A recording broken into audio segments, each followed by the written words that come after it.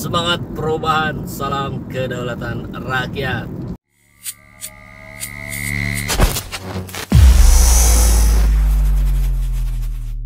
Alasan KPU terima Gibran jadi cawapres. Ada surat dari Jokowi. Komisi Pemilihan Umum KP mengungkap sejumlah alasan lembaganya menerima Wali Kota Solo, Gibran Rakabuming Raka sebagai calon wakil presiden cawapres. Padahal saat ini lembaga tersebut belum mengeluarkan peraturan Komisi Pemilihan Umum PKPU untuk memperbolehkan calon berusia di bawah 40 tahun jaminan telah atau sedang menjadi kepala daerah. Yang membacanya kan mestinya sebagaimana rumusan dalam amar putusan Mahkamah Konstitusi tersebut ya, bahwa salah satu syaratnya adalah umur paling rendah 40 tahun atau sedang menduduki jabatan yang untuk pengisiannya melalui pemilihan umum atau pilkada. Sehingga dengan begitu sesungguhnya kalau ada orang yang sedang menduduki jabatan sebagai kepala daerah yang itu pengisiannya melalui pilkada, ada ketentuan kan, kalau kepala daerah aktif itu harus menyerahkan surat surat persetujuan dan surat izin cuti dari presiden. Dan surat itu yang disampaikan oleh bakal calon wapres Mas Gibran sudah disampaikan pada KPU untuk sebagai salah satu dokumen persyaratan. Sahabat TZ, sayang kalau di perjalanan kita nggak saling sapa ya, seperti biasa. Dan kita akan membahas tentang dua orang ini. Barusan kan kita lihat di thumbnailnya ya, di thumbnailnya sudah muncul dua orang yang menjadi sorotan hari-hari ini karena di bawah kepemimpinan mereka berdua lembaganya hancur lebur. Bukan hanya hancur lebur. Karena seperti yang tidak ada perbaikan sama sekali dari Pilpres sebelumnya. Ya, kita tahu KPU dan Bawaslu ini luar biasa ya. Belum kita bicara MK nanti ya. Setelah KPU, Bawaslu kan kemudian MK. Maka bagaimana kita melihat carut marut dari cara-cara yang dilakukan oleh KPU ini sungguh menodai akal sehat kita. Dan kita melihat cara-cara ini telanjang sekali gitu. Baik itu kecurangan maupun pengabaian terhadap kecurangan tersebut. Iya kan? Ya KPU, ya Bawaslu. KPU. Ya, kita sudah semua nonton Dirty Vote. Bagaimana dia melakukan pelanggaran demi pelanggaran. Sudah pernah dapat peringatan keras terakhir saat terlibat affair dengan Hasnaini, si wanita emas yang punya partai apa itu, lupa saya. Tapi sekarang dia masih di penjara ya. Tapi Hasyim Asy'arinya lolos. Kemudian yang tentang keterwakilan perempuan ya, itu detailnya saya nggak lupa, tapi itu juga kena peringatan pelanggaran etik. Yang ketiga kemarin menerima pendaftaran Gibran walaupun peraturannya belum dirubah. Peraturan dari MK bersalinannya belum diterima, dia sudah terima. Ini melanggar prosedur. Sebetulnya bukan hanya melanggar kode etik, tapi melanggar prosedur. Iya kan? Sudah jelas prosedurnya begitu. Nah, di titik inilah kemudian kita melihat rangkaian demi rangkaian ya, Bawaslu juga sama 11-12.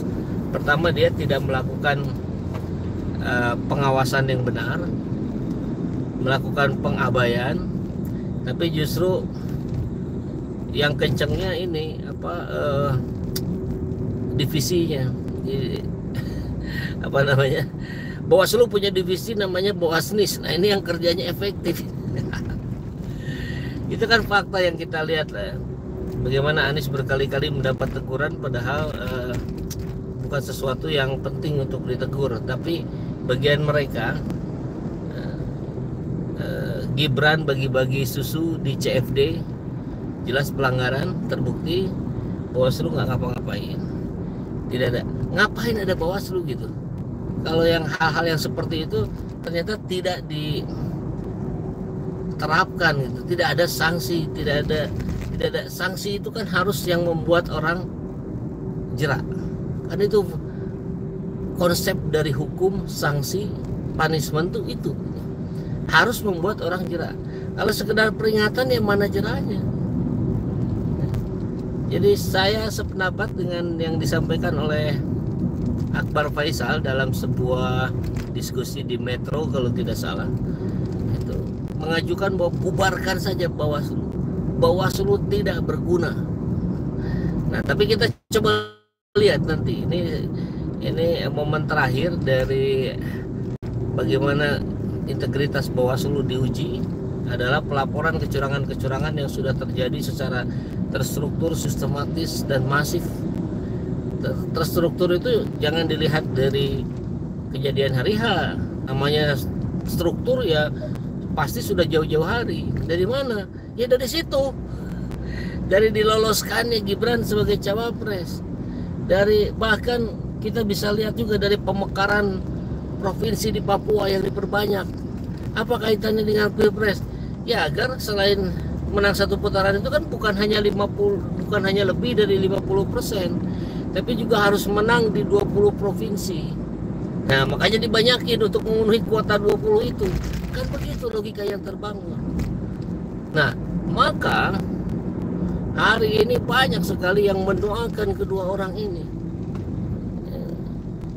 Doa kebaikan ada ya, tapi doa yang mengerikan juga ada.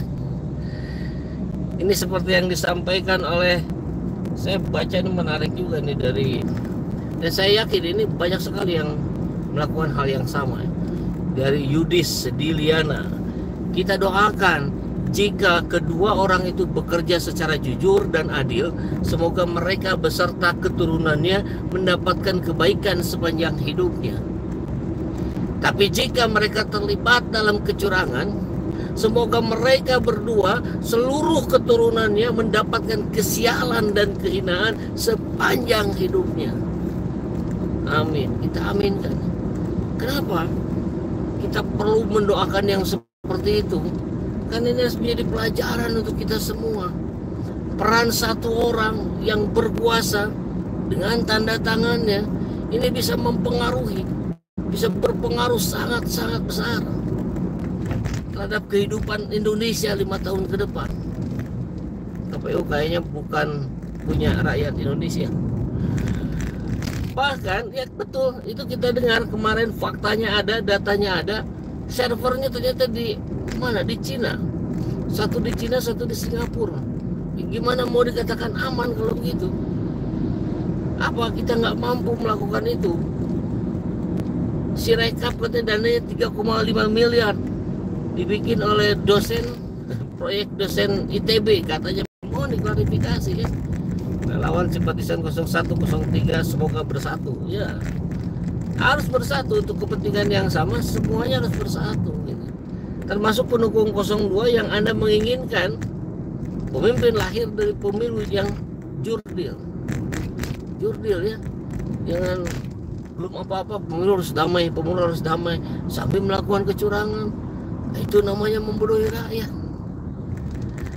Pemilu itu jujur dan adil dulu. Kalau sudah jujur dan adil, gampang dibikin damai. Sekarang mau damai gimana? Gak ada kejujuran, gak ada keadilan dalam proses demokrasi. Dalam konteks pemilu ini gak ada. Jadi wajar ketika hari ini berbagai elemen rakyat bergerak. Ada yang mengepung ke KPU, ada yang mengepung ke Bawaslu. Ngeri kali jika dua orang ini melanggar konstitusi, curang kembali memimpin negeri ini.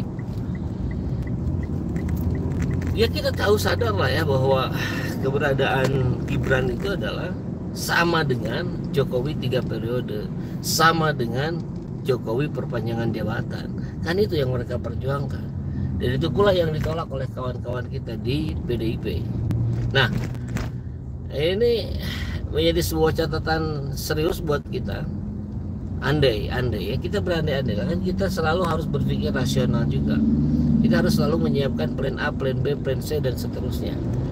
Andai benar yang ditetapkan Prabowo Gibran, maka kita akan melihat, kita akan saksikan nanti bagaimana negeri ini akan dipimpin oleh orang yang tidak memiliki kapasitas dan kapabilitas.